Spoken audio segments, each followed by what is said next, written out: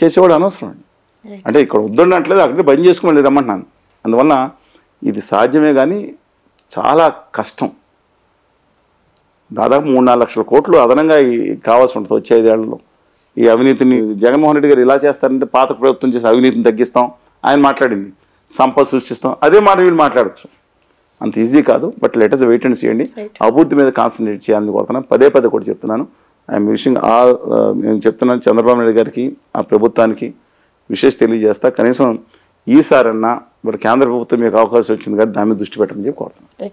So మరి ఇన్నిసార్లు మీరు చెప్తున్నా అభివృద్ధి చేస్తుంటే అమలు చేయాలన్నా కూడా బడ్జెట్ సరిపోదని ప్రస్తావన వస్తుంది. మరి ఎలా అభివృద్ధి జరుగుతుంది?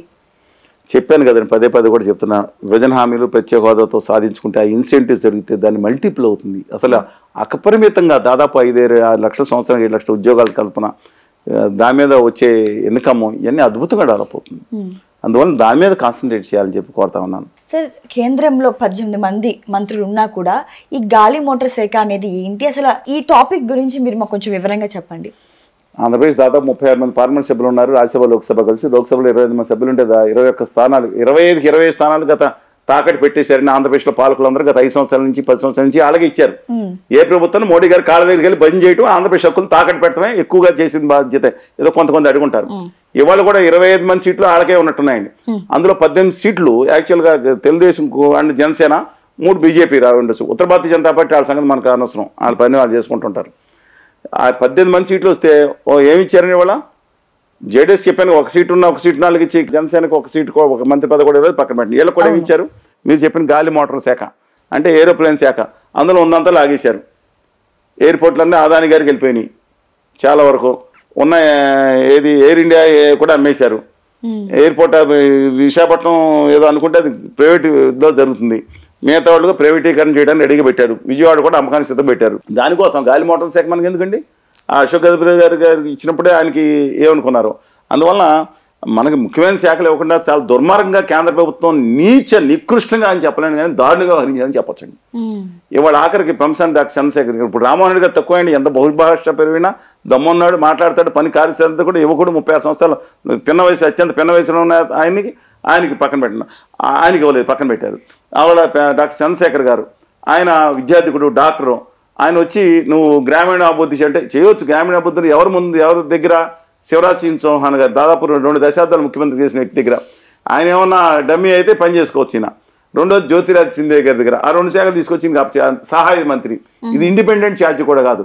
దేనికి ఏం చేసుకోవాలండి? ఇట్లో ఏం చేసుకోవాలండి? వాళ్ళని ఆ కిషన్ రెడ్డి గారు ఉన్నారు సోదరులు, ఆయనకి మాత్రం బొగ్గు ఇచ్చారు, తన గన్లు ఇచ్చారు. అందువల్ల ఆయన తెలుగు జాతి బిడ్డగా తను ప్రూవ్ చేసుకునే అవకాశం వచ్చింది. ఖచ్చితంగా ఆయన కాదని అన్నాం.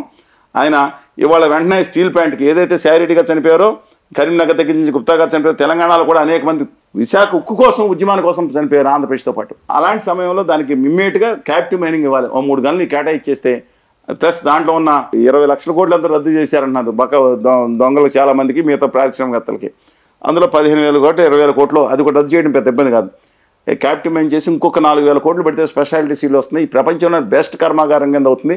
అది ఒక కర్మాగారం కాదు, ప్రజల రక్తం త్యాగంతో ఏర్పడిన తెలుగు ప్రజల రక్తం త్యాగంతో కర్మాగారం దాన్ని నిలబెట్టుకునే అవకాశం వచ్చింది. తెలంగాణ భూగర్భంలో ఉన్న సింగరేణి గనుల్ని ఆ గుజరాతీ వ్యాపారులకు ఇంకోళ్ళకి అమ్మేది నికృష్టమైన కుట్ర కొనసాగుతుంది. తెలంగాణ సమాజం అంతా మొత్తుకుంటుంటే ఇవాళ తిరిగి అదే గన్ను మంత్రి శాఖ మంత్రి గారు కాబట్టి ఒక్కడు కూడా బయటికి వెళ్లకుండా ఇంకా కొత్త గన్ను చేసుకుని అలాట్మెంట్ చేసి ఇక్కడ ఆల్రెడీ తెలంగాణలో పవర్ ప్రాజెక్టులు పెట్టారు. దానికి కోల్ లింకేజ్ చేసుకోవాల్సిన అద్భుతమైన అవకాశం వచ్చింది. గన్నులు కూడా డెవలప్ చేసుకోవాల్సిన అవసరం వచ్చింది. అందువల్ల వారికి అలాగే బండి సంజయ్ గారు సామాన్య కుటుంబం నుంచి చాలా ఆయన కమిట్మెంట్ ఈజ్ గ్రేట్ అండి. అద్భుతమైన కమిట్మెంట్ ఆయనకి. సరే ఆయన భాషలో ఉండొచ్చు కానండి, ఆ పార్టీకి నిలబడి ప్రాణం పెట్టి పనిచేశాడు బండి. కానీ ఆయనకి ఇవాళ ఆయన లాయల్టీకి లాభం లభించింది. అమిత్ షా గారు చెప్పులు అక్కడ పెట్టి మనం తీసుకొచ్చి పెట్టారు కాబట్టి ఆయన మంత్రివర్గంలో పెట్టుకున్నారు, హోంశాఖలో పెట్టుకున్నారు. సరే నేను తప్పను, అది కూడా ఆయన ఎంపీగా ఉండి చేయటం తప్పు అంటున్నా బహిరంగ. ఆ తండ్రి మీద అభిమానం ఉంటే తండ్రి చెప్పులు ఇంట్లో పెట్టుకోవచ్చు, ప్రతిసారి బయట మోడీ గారిలో ఫోటోలు తీసుకోవాల్సిన పని లేదండి ఇవాళ. అది తప్పు. కానీ ఇవాళ ఆయనకు హోంశాఖ ఇచ్చారు, ఖచ్చితంగా బలోపేతం చేయాల్సిన అవసరం ఉంది. వాళ్ళకి దేశ హోంశాఖ తెలంగాణ కాదు, వీళ్ళు మంత్రులు దేశ మంత్రులు. అలాగే లోకనాథన్ గారి వరదమ్మ గారి అబ్బాయి మురుగన్ గారని తమిళనాడు ఆయనకి కూడా కేంద్ర మంత్రి పదవి ఇచ్చారు. అలాగే ఇప్పుడు 6 మంత్రులు ఉన్నారు. అదే శ్రీనివాసవరం గారిని ఆంధ్రప్రదేశ్లో పరిశ్రమల శాఖ సహాయ మంత్రి ఇచ్చారు. ఎవరి కింద డెఫినెట్గా పరిశ్రమలు నిలబెట్టుకోవాల్సింది. ప్రత్యేక హోదా మీద విభజన హామీ మీద ఇవాళ తను కృషి చేసి ఆంధ్రప్రదేశ్ ప్రజల రుణం తీర్చుకోవాలని కోరుతున్నాను. గుజరాతీ ప్రభువుల రుణం కాదండి. గుజరాతీ భజన చేయడానికి అక్కడ చేసుకోవచ్చు. But I'm having let us have a positive opinion all this ఎవరైతే ఉన్నారో 6 మినిస్టర్స్, ఆనరబుల్ మినిస్టర్స్ మీద. మై హంబుల్ రిక్వెస్ట్ ఈజ్, మీకు అవకాశం వచ్చింది, చరిత్రలో గొప్పగా నిలిచిపోతారు, చరిత్ర ద్రోహులుగా నిలిచిపోతారు, చేసుకోండి. పవన్ కళ్యాణ్ గారికి ఎందుకని డిప్యూటీ సీఎం ఇవ్వలేదే? ఇచ్చారండి. పవన్ కళ్యాణ్ గారు డెఫినెట్ గా డిప్యూటీ సీఎం అని దేంట్లో ఉండదండి. దేంట్లో భారతదేశ రాజ్యాంగంలో డిప్యూటీ సీఎం పదవి లేవండి. మనం దాన్ని పిలుచుకుంటాం, ఒక ప్రోటోకాల్ ఒక ఆర్డర్ ఇష్యూ చేస్తారు స్పెషల్ గా. వాళ్ళ దాంట్లో అధికారంగా ఫస్ట్ అమాంగ్ చీఫ్ మినిస్టర్స్ ఎవరంటే చీఫ్ మినిస్టర్, తర్వాత డిప్యూటీ ఆయనకి ఎయిర్పోర్ట్ లో స్క్రీనింగ్ తప్ప మిగతా స్పెషల్ పవర్స్ ఏమి లేవండి. అందువల్ల ఆయనకి ఇస్తారు, డెఫినెట్ గా ఇవ్వబోతున్నారు. ఆయన ఓపీ విల్ సక్సీడ్. కానీ సినిమాలో ఒకటే ప్రాబ్లం ఏంటంటే, రామారావు గారు 2 సినిమాలు చేసినా ఈయన 6-7 సినిమాలు ఉన్నాయి. దాని మీద ఏం చేస్తారని నేను చూడాలి. బట్ ఆయన కొంచెం తగ్గించుకుని దీనికి జస్టిస్ చేస్తారు, ఎందుకంటే ప్రజలు ముఖ్యం. ఆయన అంటే ఆల్రెడీ కమిట్మెంట్ అయిన సినిమాలు సగం ఉన్నాయని పూర్తి చేయాల్సిన అవసరం ఉంది నేను బేసికల్ గా.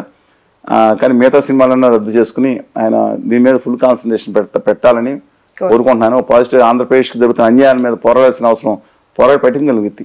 పాచిపోయిన లడ్డులు కాదు, భయంకర నమ్మక ద్రోహం ఏమని చేసింది ఉత్తర భారతీయ జనతా పార్టీ ఆంధ్రప్రదేశ్కి. అందువల్ల ఆయన ఉప ముఖ్యమంత్రిగా ఉన్నా ఎట్లా ఉన్నా రాయలసీమ ఉత్తరాంధ్రకి ఈ 7 సంవత్సరాలు ఇంకా నమ్మక ద్రోహం చేసిన ఉత్తర భారతీయ జనతా పార్టీకి మీద పోరాడి సాధించుకుంటే డెఫినెట్ గా చరిత్రలో నిలిచిపోతారని కోరుకుంటున్నాను. చివరి ప్రశ్న సార్. సో మళ్ళీ ఈసారి ప్రధానమంత్రి మోడీ గారే అయ్యారు. సో దాని గురించి మీరు ఏం మాట్లాడతారు? 63 సీట్లు కోల్పోయారు. నేను నా జీవితంతో ఆనందపడిన సందర్భాలు తక్కువ ఉంటాయండి. ఒకసారి ఆనందపడింది ఏంటంటే, ఫస్ట్ ఉదయం చూడగా 4వ తారీఖున ఆదాని గారి మనిషి వారణాసిలో ఓడిపోయేటట్టుగా 3 సార్లు వెనకబడ్డారంట. ఒక్క నిమిషం మనసు ఆనందంతో పురుగులు బ్రహ్మాండంగా ఉందనుకున్నాం. మళ్ళీ ఆశల మీద నీళ్లు చల్లేశారు, ఆయన నెగ్గేశారు. నిజంగా కనుక ఆయన ఓడిపోతే ఉంటే ఆ నితిన్ గడ్కరీకి మళ్ళీ వెనక ఉత్తర భారత ఆదాని గారి మనిషి మీద కోపం నాకు, బీజేపీ మీద కాదు. నేను ఎంత గౌరవిస్తానండి వాజ్పేయి గారిని, శ్యామప్రసాద్ ముఖర్జీ గారిని, మదన్మోహన్ మాలవీయ గారిని. కొంతమంది మాత్రమే కాదు, నిజంగా కనుక నితిన్ గడ్కరీ గారికి అయితే ఆయన చాలా బాగుండేది. ఆంధ్రప్రదేశ్ రాష్ట్రానికి, తెలంగాణ రాష్ట్రానికి కక్ష కట్టేవాడు కాదు. మొత్తం తీసుకెళ్లి అంతా గుజరాత్ లో లక్షల కోట్లు పరిస్థితి ఉండేది కాదండి వాళ్ళ. ఆయన కానీ, రాజ్నాథ్ సింగ్ గారు కానీ, ఎవరైనా సరే, అద్వానీ గారు ఆ వయసులో ఆయన అయినా, మురళీ మనోహర్ దేశ్ గారిని ఎవరైనా బాధే ఉందండి నాకు. మొట్టమొదటి కాంగ్రెస్ కనుక అయితే ఆంధ్రప్రదేశ్ ప్రత్యేక హోదా వస్తుంది, అది వచ్చే పరిస్థితి లేదు. ఉన్నాళ్ళు మేలు అనుకున్నాం. అందువల్ల మోడీ గారు మళ్ళీ అయ్యారు. 70 సంవత్సరాలతో రిటైర్మెంట్ అవుతారేమో. కానీ ఆ యోగి ఆదిత్యనాథ్ గారిని ఆయన అవమానించిన తీరు ఇండైరెక్ట్గా పార్లమెంట్ చూసాం. ఫస్ట్ తర్వాత ఏదో బుధం మీద తట్టిన వేరే సంగతి. But let us wait and see అండి ఎందుకు ఉత్తరప్రదేశ్లో జరిగిందో. మన దురదృష్టం ఏంటంటే, ఇవాళ ఆంధ్రప్రదేశ్లో దాదాపు వాళ్ళకి 25% సీట్లు ఇచ్చాం. 0.5 వాళ్ళకున్న ఓటు విభజిత ఆంధ్రప్రదేశ్లో. ఉమ్మడి ఆంధ్రప్రదేశ్ వాళ్ళు బ్లాక్ మెయిల్ చేశారా, బెదిరించారు, తెచ్చుకుని 25% సీట్లు తెచ్చుకున్నారు. సరే, ఏదేమైనా ఆంధ్రప్రదేశ్కి తెలంగాణకి న్యాయం జరగాలంటే ఖచ్చితంగా మోడీ గారు అండ్ కంపెనీ, ఆదాని గారి company పక్కెళ్ళిపోయి original Bharatiya Janata party కనుక, ఆర్ఎస్ఎస్ అయితే ఏమైందంటే ఏమైనా తప్పు చేశారా? ఆర్ఎస్ఎస్ ఒకప్పుడు కానీ ఎవరో నితిన్ గడ్కరీ గారు ఎవరైతే ఏమైంది, వారు వస్తే తప్పు లేదు, ఎవరు వచ్చినా తెలుగు రాష్ట్రాలకు న్యాయం జరుగుతుందని భావిస్తా ఉన్నాను. Thank you sir, thank you so much.